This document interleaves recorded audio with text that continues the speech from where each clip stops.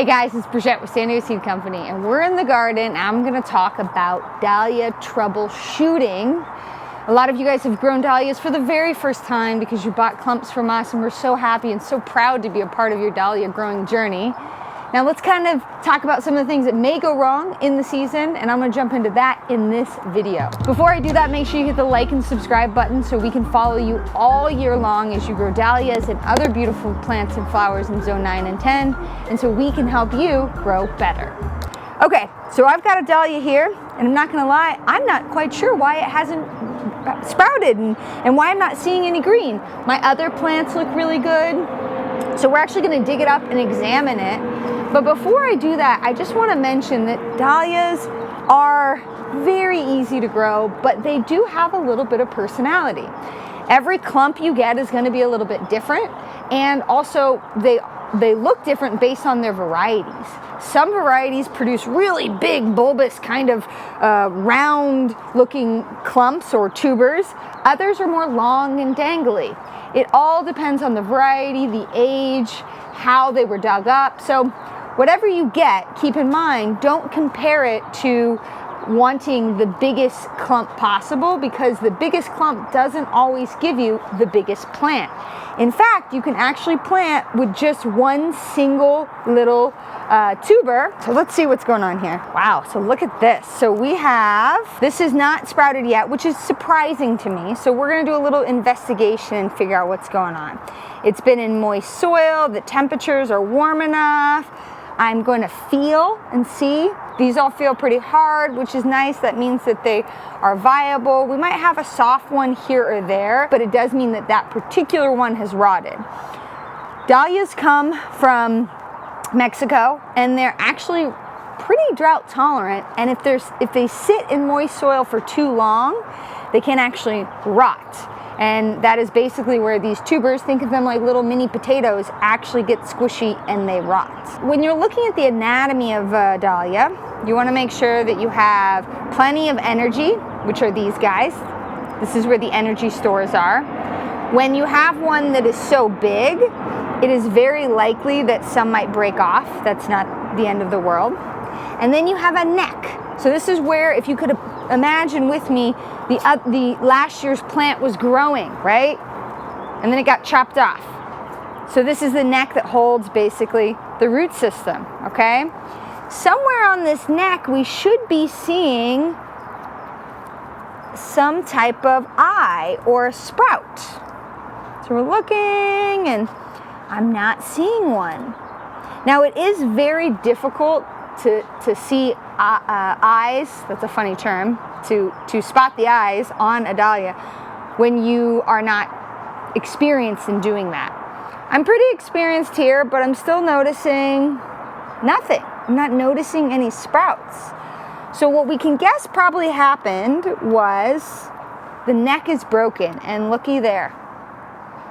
That neck is broken, which is probably causing this to not sprout.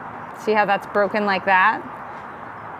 Now, interestingly enough, that's not always the case. You will be surprised. Sometimes you'll still get a sprout or still get eyes that sprout even on a broken neck. But most of the time, if this is happening and you've had the dahlias in warm soil for at least 14 days and you don't have any activity happening, that's usually a sign that there is an issue. Now let's actually go into the greenhouse and let's look at some individual tubers, and I can show you how I've pre-sprouted them, which is what other zones do. So zone 8, 7, 6, other parts of the United States, they actually pre-sprout their dahlias before they put them into the ground. And now we don't need to do that because we have such a long growing season, but you can, so that you can guarantee what you're planting is ready and has all the energy to grow you a big, beautiful plant. So let's go. Okay, so we've got this that we just looked at and not seeing any activity. I can show you what you can do if you're ever in doubt. So these are actually individual, look at that. These are individual little tubers that I have planted to see if they were going to sprout. And they have, because we have energy stores and we have enough of a neck, and then there's an eye. An eye is just like an eye on a potato. A lot of this is very similar to potato growing. And you can see that it has sprouted.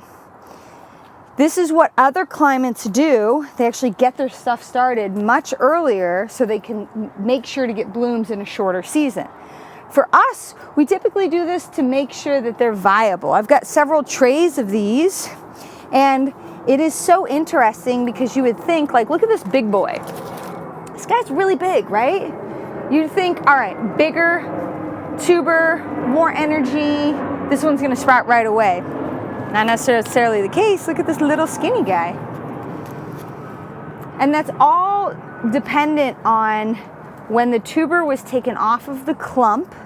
Was there enough of a neck that had eyes so that it could sprout? Size doesn't always equate to final product. That's really important. In fact, some of the best dahlia growers that I know, they actually choose their tubers based on a size of about like a AA battery.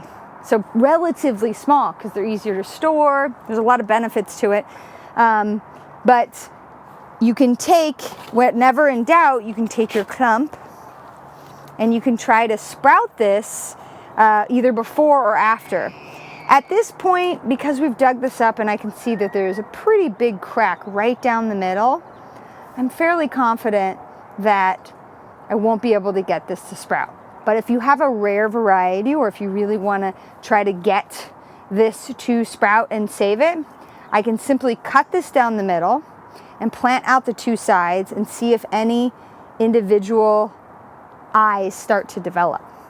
In a warm environment like a greenhouse or even outside, as long as the soil is warm, you should see sprouts in about 14 to maybe 21 days. So do be patient with your dahlias and know that it might take a little bit of time, and they will sprout differently depending on the variety. So one variety might sprout first, and then a different variety, it might take a little bit more time.